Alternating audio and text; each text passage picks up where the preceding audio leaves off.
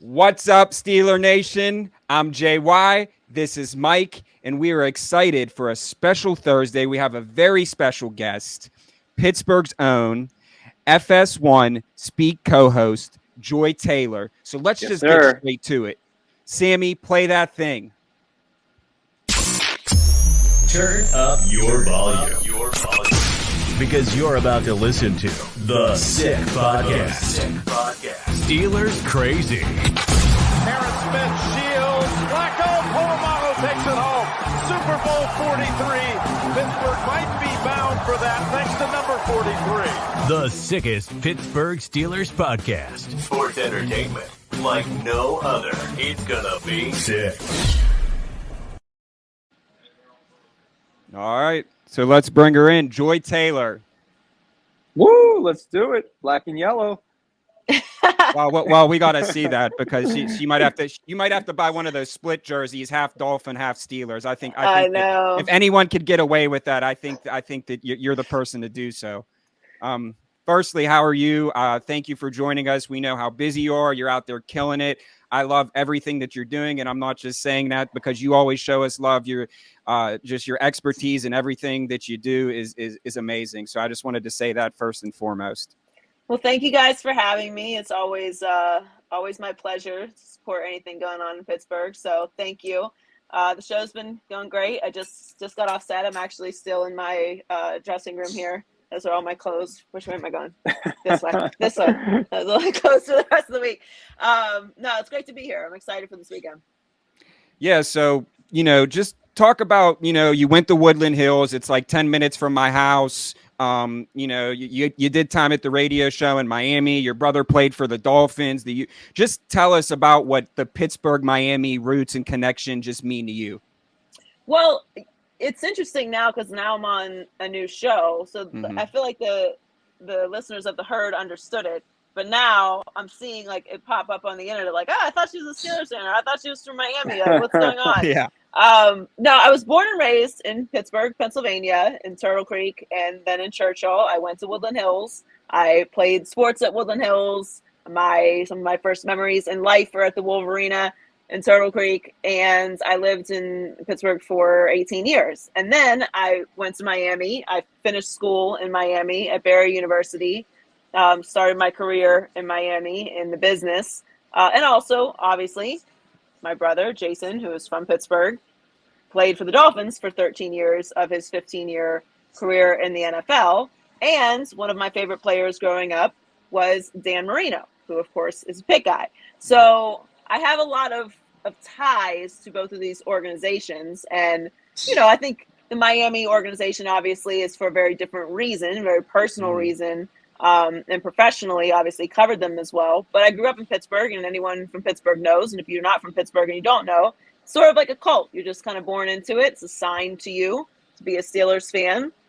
Your level of fanatic is up to you, but you must be a Steelers fan. Except for my mother, who is somehow a Cowboys fan. I can't explain it. And how she got away with this her whole life in Pittsburgh, I don't know. But yeah, other than that, other than Georgia, you got to be a Steelers fan. So, my style has always been, or well, for a long time has been, I started out the season really excited about the Dolphins. And then about halfway through the year, I realized it's over. And then I just kind of mosey on over to the Steelers, who are usually in contention or headed to the playoffs. So it's very easy life for me. It's a little more complicated these days, though. So now it's Turtle Creek, by the way. Creek. I know, Turtle Creek. I don't have a Pittsburgh accent. Do you say yins? I don't say yins. I say y'all. And there are some words, though, that I still use that people don't know what I'm talking about, like gum bands and buggies, pop. And yeah, there's a couple other words that haven't gotten out of my vocabulary yet. But yeah, I don't have a Pittsburgh accent. Yeah. So you could say that this game is your favorite game of the year. Obviously, the Dolphins are trending upward. It's great. Kenny Pickett, there's a lot of excitement in Pittsburgh, even with our record right now, and never count Mike Tomlin out. Just tell us a little bit about, I know you're excited, obviously, but this seems like a little bit more special because the Dolphins are actually good. Tua is coming back, like excitement. really excited about both these teams. I thought that Tua would be better this year. Obviously, the Dolphins made a lot of moves in the offseason, including, pivoting to an offensive head coach. And I liked Brian Flores, but I do think there were some issues there with him and Tua. When you have a young quarterback, I think you should go all in with them, which is what the Dolphins have done this year. So you obviously saw through the first 3 games that it paid off. I mean, to me, they were playing like the best team in the league up until Tua's, unfortunate injury. So I'm excited to see him back out there. I know there's been a lot of conversations, at least I've been asked, am I nervous about him going back out there? And I'm not. Like, if Tua's getting the best medical attention that you could get as a player in that situation after everything that's happened, which again is incredibly unfortunate. But, I think he has probably a different perspective on concussions now and playing through stuff like that. And certainly everyone's going to be paying very, very, very close attention to it. So if he's out there, he's ready to go. So I'm excited to see what he looks like back out there with the Dolphins. And then with the Steelers, I was very excited about Kenny Pickett. I felt like him going to the Steelers was the best landing spot for him. And particularly because, but also nobody could possibly evaluate Kenny Pickett better than the Steelers could. So if the Steelers like him, they clearly see something special in him. And my only, pushback with how things have been handled is I'm very much of the mentality that if you draft a quarterback in the first round, they should be starting right away with very few exceptions. Very few exceptions. I don't get the value of watching someone with a clipboard. I think there's things you can learn, obviously, from observation. There is some value in that, but you're not getting better. You're not getting reps. And from a team perspective, you're losing time evaluating what they could become. So if he really is, not great, find out sooner rather than later. And if he does have potential, find out what you need to be putting around him and what we need to be doing to make what he does better in the NFL. So I didn't like the strategy of him not starting over Mitch Trubisky. I thought he had a really nice preseason. I like Mitch. I was probably higher on the Mitch signing than most people were. Certainly in Pittsburgh, it didn't seem like that many people were very high on it, but I thought he was a good bridge guy before they took Kenny, obviously. And, I think he's a nice vet to back Kenny up. But I think we've seen enough from Mitch Trubisky at this point in his career to know what he is. And I want to see Kenny develop. So I think there's a lot of things to be excited about with both organizations. Go ahead, Mike. No, it's interesting because obviously we're both excited to talk Steelers. You're in a clothing room, and look like I'm at a rave or a disco right now. So it just shows how excited we are to jump on. Something you just said stuck out to me a little bit. You mentioned, obviously, that you don't like rookie quarterbacks sitting if you're taking them early. I thought immediately of Ryan Fitzpatrick because it's what happened with Tua, and it still kind of feels like the Dolphins are in a bit of an evaluating territory with Tua. So do you think that was a mistake? Oh, yeah. I hated it from the beginning. There was some talk that Tua wasn't physically ready to play right away, which to me, I'm like, okay, then how do you draft him? That's right. It's crazy to me. I don't think that was the case. I think they had Fitzpatrick. He's obviously a very experienced veteran. And coaches want to keep their jobs. Coaches want to win games. And they kind of always put it on the rest of the team. Like, well, the guys want the best guy out there. Like, they do, but this is all also a job. So they're going to go with what the coaches and the front office decide to do. There's not going to be like a mutiny here. So when you take a rookie quarterback, you have a period of grace, right? Look at what happened with Trevor Lawrence. We all know Trevor Lawrence has the potential to be a great player. We watched him in college, but we're all giving him a pass on what happened last year. Nobody's holding that over his head. And look what's happened now that he's gotten some stability. He's playing better. He's developing. So what I felt like what happened with Tua was there was always like a roadblock to his development. First, it was Ryan Fitzpatrick. Then it was the whole conversation about Deshaun Watson. Then they didn't really put big pieces around him. They didn't have a good offensive line. They still have questions at the offensive line. So I think there's a formula for having young quarterbacks and developing them. And I don't know why teams always try to remix it. There's only one Patrick Mahomes. One Patrick Mahomes. And that situation with Alex Smith and Andy Reid and Travis Kelce and Tyreek Hill, like that is a unique scenario. Everybody doesn't have that. And you need to allow guys to learn, but also I think there is value in making mistakes as well. And you can learn from mistakes as much as you learn from success. And I think if you put the pressure on them to come in and, you know, be great right away when they've been sitting for a year, I don't think that works for everybody. Heck, you could even throw Tom Brady into that conversation with the Dolphins rumored at one point to be wanting him and Sean Payton, which is absolutely insane. Thank you for reminding me. I say it so much. Ryan Fitzpatrick, it was Deshaun Watson, and then they tried to replace him with Tom Brady. So they tried to replace him 3 times. I mean, what does that do for, you know, his confidence, for the momentum of the team? I don't like it. All right, talking about his confidence in the momentum of the team, obviously we saw what happened with his concussion. I want to say it was week 3. He comes back against the Bengals in week 4. To you, did it seem like he was rushed? Obviously, you talked about the doctors and their decisions, but was that the right decision for them to bring him back? I think there were mistakes made the entire time. I didn't think he should have. I did not think he was going back in the game. Like, I thought he was done for the day. So I was really shocked when he went back in the game at all. But okay, a decision's made in the moment. The coach is going off of what the doctors say. You know, footballs are flying. You know, nobody's going to sit down and like make an evaluation when the doctors have said he's good to go. And when Tua's saying he's good to go, everyone's clearing him. Okay, he's back out there. But what was confusing to me was the next few days. Like, at what points in the next few days, if there was a mistake, did no one step in? Did Tua not step in? Like, the other doctors, the rest of the team?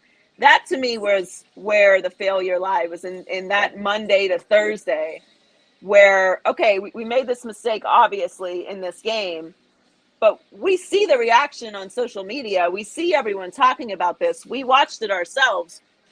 Maybe we need to look into this a little more. And, you know, in some ways, we've learned, you know, the concussions obviously are being looked at again, as they should, because, you know, we need to protect players as much as possible. But I think there were a lot of learns from it. I don't like to play armchair doctor. You know, I'm not a medical doctor. Most of us aren't. And even if we are doctors, we're not Tua's doctor. We did not evaluate him, you know, so we can all say what we see. And clearly we were right, but I don't think we should get too high on ourselves for being able to, you know, be right about that. I just hope that moving forward, we make, you know, lasting changes to it so that we protect players and of course, protect them from themselves, because these guys want to play. They want to be out there, and, you know, we have to make sure that we're doing the right thing. Jordan, I think it's time for you to ask her the big question. Yeah, so obviously we have to ask Joy Taylor. We need your prediction for the Dolphins-Steelers game. Prime time this Sunday. Drum roll, please. Well, I mean, the Steelers are pretty banged up still, no? To a degree, they're getting, I mean, Mitch Trubisky and Kenny Pickett are probably the biggest question marks. Kenny looks like he's going to start, but defense is getting a little healthier. Minka should be back. Okay. Practice squad guys, they showed up against Tom Brady. No, listen, that was an incredible win. It might end up being the biggest underdog win of the season at the end of the year. Thank you. Definitely. Really, that's what I've been telling everyone. Everyone's like, it's one game. I'm like, it's one game that we needed. You needed it, and I think it was a good reminder to everyone that Mike Tomlin is still that dude, and he's done this before. He's done it before. That's why the AFC North is a very scary place right now. I'm going to go with the Dolphins. I do want to see how Tua looks, but I mean, if Tua's coming back as what he was, you know, when he went out, they were, you know, at the top of the league, not just the division. So I'm gonna go with the Dolphins. Don't be mad at me, Pittsburgh. We're on. We got to change. If anyone can get away with it, you can. We're changing it. Welcome to Miami is the song we're introing, and you guys gotta edit that in the beginning. Anello and Sammy back there. Yeah. So we really appreciate you coming on here. So before we get you out of here, we just need like a final score prediction. That's it.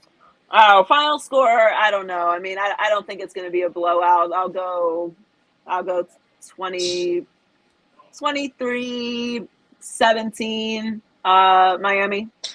Okay. All right. Sorry, Turtle Creek. Sorry, Turtle Creek. Yeah. All right, we are talking with Joy Taylor. Thanks again for joining the Steelers Crazy podcast. You can check her out, the co-host of FS1 Speak. She is awesome. She is Pittsburgh. She's Miami. She's everything. Thank you again. And we look forward to watching you on TV and just keep doing what you're doing. Thank you for your time. Thank you, guys. I always appreciate Peace, your support. Joy. Enjoy the games this weekend. Don't be mad at me. It's all right. See you. No, you're good. You're good. Peace. Thank you so Bye, guys. much, Joy. See ya. Yeah, man. Just we had to get the score in there. Hey, her show is called Speak, and she does it well. No question about it. She, certainly a prediction that might change mine. Who knows?